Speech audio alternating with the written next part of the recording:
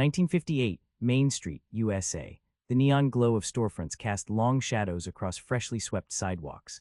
A red and white barber pole still turned lazily outside Floyd's shop, while across the street, Henderson's department store displayed the latest summer fashions behind polished glass. The gentle hum of conversation drifted from Woolworth's lunch counter, mixing with the distant whistle of the 7:15 train. This is the story of America's main streets, how they rose, how they fell, and what remains of them today. What happened to these once vibrant hearts of American towns? Why do we find ourselves drawn to their faded marquees and empty storefronts with a mixture of nostalgia and unease? Something essential vanished from American life when Main Street declined, something beyond mere buildings and businesses. Was it economic forces, cultural shifts, or something more, intangible? Warren Vance parks his 1957 Buick Special in front of Morgan's Pharmacy on Oakwood's Main Street. It's Saturday morning, and like clockwork, Warren is making his rounds. First, a haircut at Floyd's, then picking up his wife's prescription, followed by the newspaper at Pearson's corner stand. He'll end with coffee and pie at the Liberty Diner, where he'll meet the same four men he's met every Saturday for the past 12 years. The pharmacist knows Warren by name, so does Floyd, so does Marge at the diner, who pours his coffee before he even sits down. When Warren needs a new suit, Samuel at Henderson's knows his measurements without asking. When his daughter got married, everyone on Main Street knew about it. When his son went off to college, they knew that too. By 2019, the Buick was long gone. So was Floyd's, so was Morgan's Pharmacy. So was the Liberty Diner, so was Henderson's department store. The buildings remained, some of them anyway, but they housed different businesses now, if they housed any business at all. Main Street was still there, but it wasn't the same Main Street. It wasn't Warren's Main Street. The decline didn't happen overnight. It happened slowly, imperceptibly at first, then all at once. By 1985, Oakwood had seen its first McDonald's open on the bypass road out of town. By 1990, Walmart had arrived on the edge of town in a vast parking lot that could have contained the entire downtown business district. By 2000, the Liberty Diner was struggling. By 2005, it was gone. The story of Main Street is in many ways the story of America itself.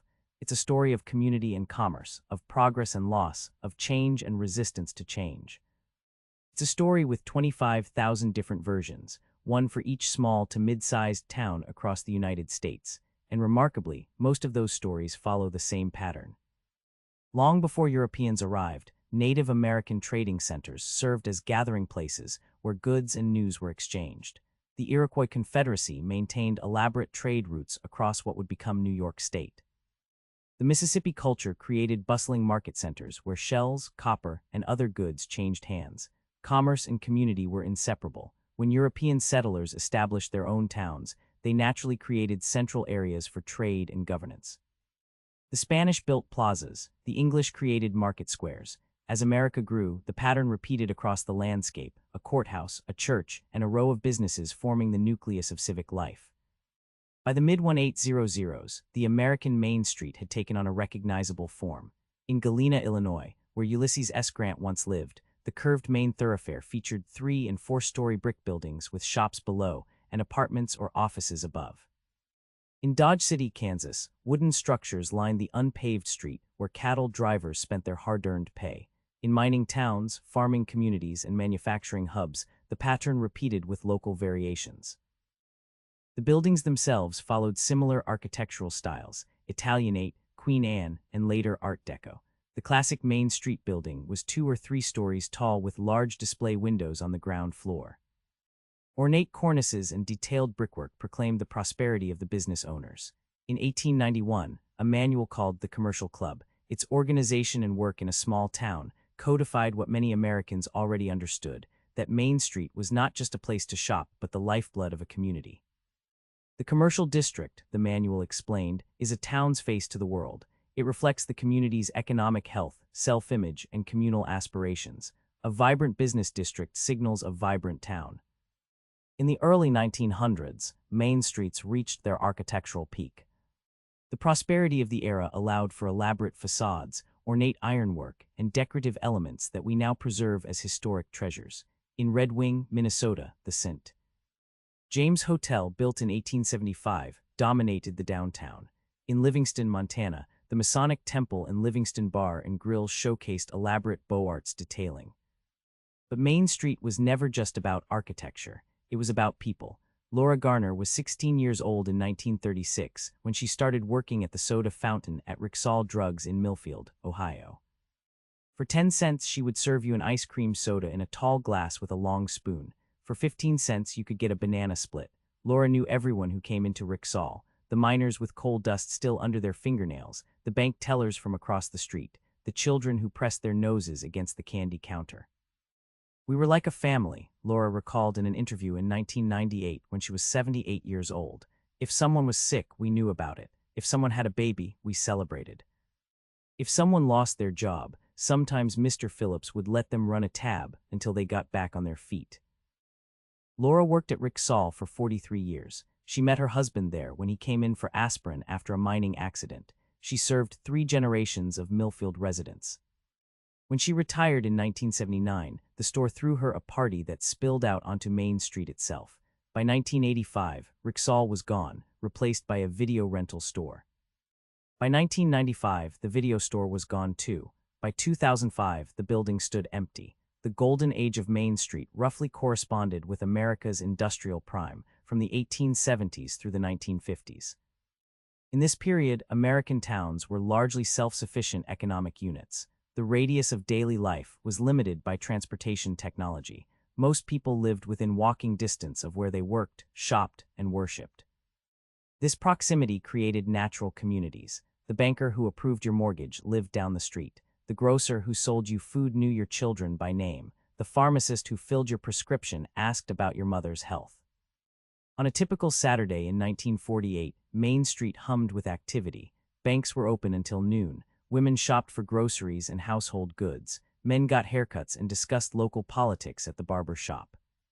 Farmers came into town to sell produce and buy supplies. Teenagers gathered at soda fountains or movie theaters. The sidewalks were crowded with people who knew each other, or at least recognized each other. In Lebanon, Ohio, Bob and Jack's Diner served 645 meals on an average Saturday in 1952. The Palace Theater sold out both showings of Singin' in the Rain. Harmon's Hardware sold out of lawnmowers by noon. 23 weddings were held at First Presbyterian Church that year, and most of the wedding gifts came from stores on Main Street. Some say there was something special about these buildings, something beyond their commercial purpose. Longtime employees at the Morgan Opera House in Auburn, New York report hearing phantom applause late at night, as if the theater's past performances echo through time. The former employees of Woolworths in Fort Wayne, Indiana claim that merchandise mysteriously rearranges itself after closing. Perhaps the spirits of former shopkeepers still tend to their stores, unwilling to abandon their posts. Or perhaps these are just stories we tell ourselves to explain our discomfort with abandonment and change. Either way, they reflect our sense that something more than economics was at work in these spaces, something closer to the soul of American community life. The first cracks in Main Street's foundation weren't immediately visible.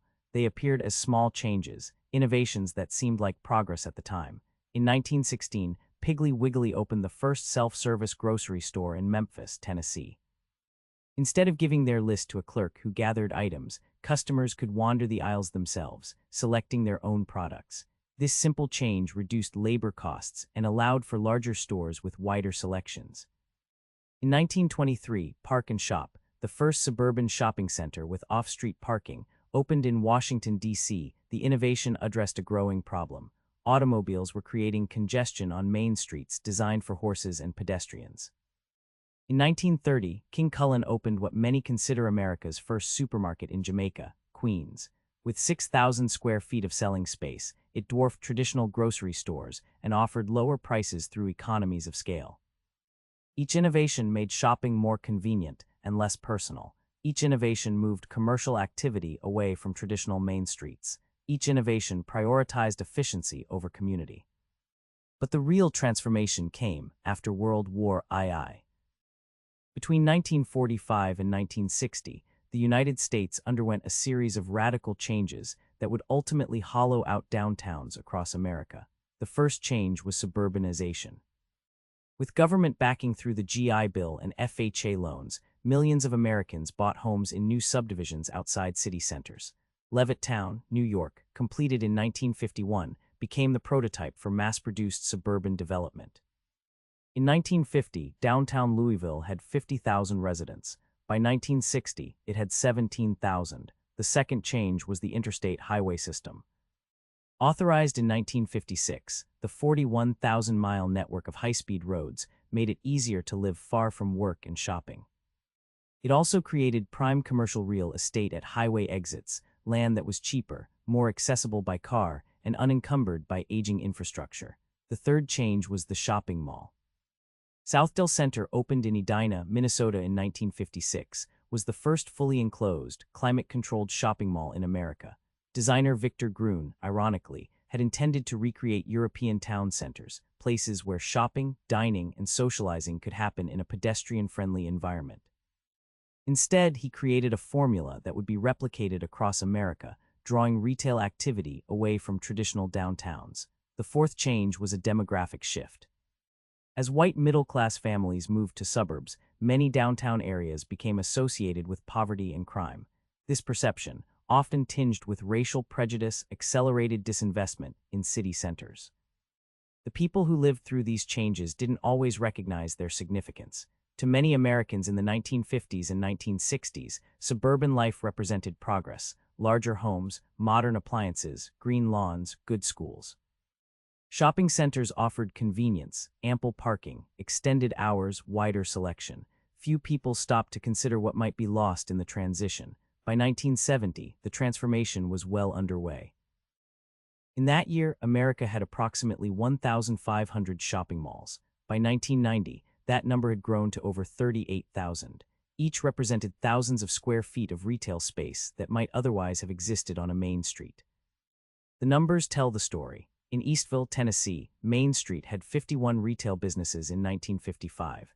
By 1975, after the opening of Eastville Mall 3 miles away, that number had fallen to 32.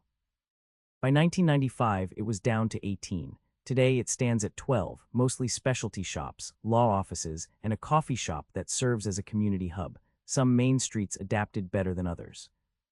Those in college towns, tourist destinations, or wealthy suburbs often found new life as entertainment and dining districts. Those in economically distressed areas fared much worse. But even successful adaptations changed the fundamental character of Main Street. When Woodstock, Vermont transforms into a picture-perfect tourist destination, or when Highlands, North Carolina becomes a second home retreat for wealthy Floridians, something of the original democratic character of Main Street is lost. These spaces become consumer experiences rather than living community centers. Not everyone mourned Main Street's decline. Some saw it as creative destruction, the natural evolution of commerce in response to changing consumer preferences. Others celebrated the greater efficiency and lower prices offered by big-box retailers. Still others welcomed the decline of small-town parochialism and the rise of a more homogeneous national culture. But many Americans felt a sense of loss that went beyond nostalgia. Something essential seemed to be vanishing from American life. In 1979, sociologist Ray Oldenburg introduced the concept of third places, social environments separate from home, first place, and work, second place, where people gather to interact. Barbershops, cafes, bookstores, bars, these third places foster community, political discourse, and social connection. Main Street at its best provided a concentration of such third places. When it declined, those opportunities for connection declined with it. Some communities fought back. In 1977, the National Trust for Historic Preservation launched the Main Street Program, which has since worked with over 2,000 communities to revitalize historic commercial districts. The program emphasizes incremental change, local assets, and comprehensive approaches combining design, economic restructuring, promotion, and organization. The results have been impressive in some places. Corning, New York transformed its struggling downtown into a vibrant mix of galleries, specialty shops, and restaurants. Galena, Illinois capitalized on its historic architecture to become a tourist destination. Danville, Kentucky leveraged its location in Bourbon Country to attract visitors and new businesses. Between 1980 and 2020, Main Street programs across the country have helped rehabilitate over 295,000 buildings, created more than 648,000 jobs, and stimulated over $85 billion in public and private investment. But success stories remain the exception rather than the rule. For every revitalized Main Street, many others continue to struggle with vacant storefronts, declining foot traffic, and diminishing relevance to daily life. The decline accelerated with the rise of big-box stores in the 1990s. Walmart, which opened its first store in Rogers, Arkansas in 1962, expanded aggressively throughout the 1980s and 1990s. By 2000, it operated more than 3,000 stores. Studies have consistently shown that when Walmart enters a market, local businesses suffer. A 2008 study by researchers at Penn State University found that counties with Walmart stores suffered greater losses in retail employment than those without. The economic impact was just one aspect of the change. The culture of shopping transformed as well. When Warren Vance shopped at Morgan's Pharmacy in 1958, he engaged in a social transaction as much as an economic one. He caught up on local news. He might have discussed his wife's health with the pharmacist who knew her medical history. He might have run into neighbors and made plans for dinner or a church function. When Warren's grandson shops at Walmart in 2023, he rarely sees anyone he knows. He might use self-checkout without speaking to a single employee. The transaction is efficient but socially barren. Some Main Street buildings have survived in body but not in spirit. The old Morgan's Pharmacy in Oakwood is now a vape shop. The Liberty Diner is a payday loan office. Henderson's department store stands empty, its display windows covered with brown paper, awaiting a redevelopment plan that never seems to materialize. Other buildings haven't survived at all. Between 1970 and 2000, many communities engaged in urban renewal projects that demolished historic structures in favor of modern developments. Parking lots, government offices, and undistinguished commercial buildings replaced Victorian and Art Deco gems. In hindsight, these were often catastrophic decisions that destroyed irreplaceable architectural heritage and fragmented the urban fabric. The most recent challenge to Main Street has been e-commerce. Amazon, founded in 1994, has grown to become one of the world's largest retailers. In 2023, e-commerce accounts for over 15% of all retail sales in America, a figure that continues to grow. This translates to less foot traffic for physical stores of all kinds, whether on Main Street or in malls. Indeed, America's malls, once the usurpers that helped kill Main Street, now face their own mortality. Between 2010 and 2023, over 300 shopping malls closed in the United States. Retail analysts predict that 25% of America's remaining malls will close in the next 5 years. This has led to an ironic development. Some communities are now converting dead malls into mixed-use developments that mimic traditional downtowns. These lifestyle centers feature street-facing shops, restaurants with outdoor seating, and pedestrian-friendly designs. They attempt to recreate the atmosphere of Main Street in spaces that once contributed to its decline. But can these manufactured environments replace what was lost? Can they generate the authentic sense of place and community that evolved organically in traditional downtowns?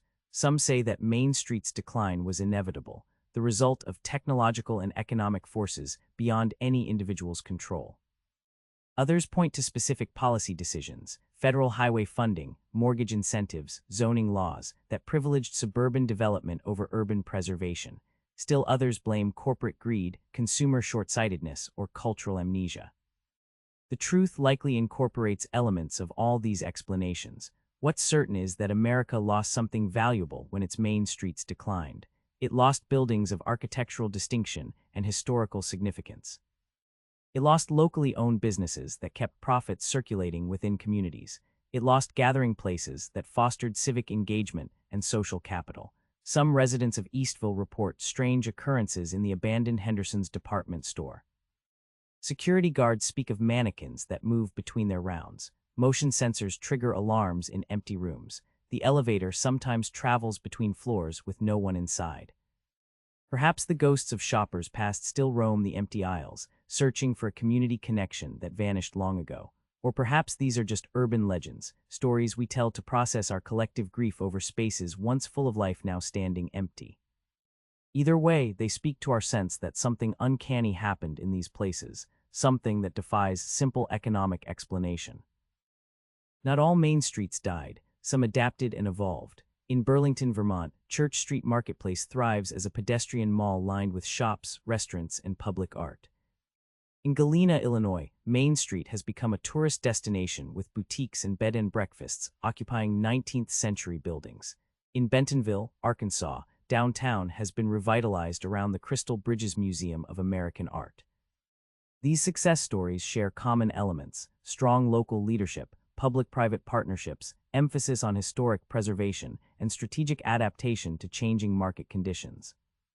They also benefit from favorable demographics and geographic advantages that not all communities share. For every success story, many more main streets continue to struggle. Drive through small towns across America, and you'll see the familiar pattern: vacant storefronts, faded signs, empty sidewalks.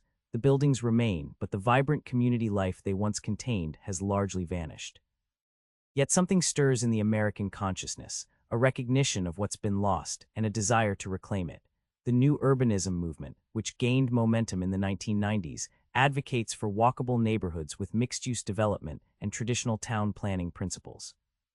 Developments like Seaside, Florida, and Kentlands, Maryland attempt to recreate the human-scale environments that once characterized American towns. Young entrepreneurs are opening new businesses on main streets: craft breweries, farm-to-table restaurants, artisanal shops. They're drawn to the authenticity and character of historic buildings, the potential for community connection, and yes, sometimes the lower rents compared to suburban shopping centers. Remote work, accelerated by the COVID-19 pandemic, has allowed some professionals to leave major cities for smaller communities, bringing purchasing power and entrepreneurial energy to struggling downtowns. In Hudson, New York, Livingston, Montana, and Marfa, Texas, former Main Street buildings now house art galleries, co-working spaces, and boutique hotels. But these trends primarily benefit communities with existing amenities: natural beauty, historic architecture, proximity to larger cities. They don't necessarily offer solutions for thousands of struggling downtowns across America. What's clear is that Main Street's decline represents more than just a change in shopping habits.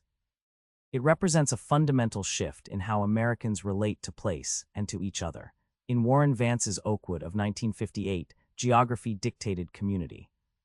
You knew your neighbors because you saw them regularly, at Floyd's barbershop, at the Liberty Diner, at Henderson's department store. Your social world was bounded by walking distance and daily routines. In his grandson's America, community is increasingly divorced from geography.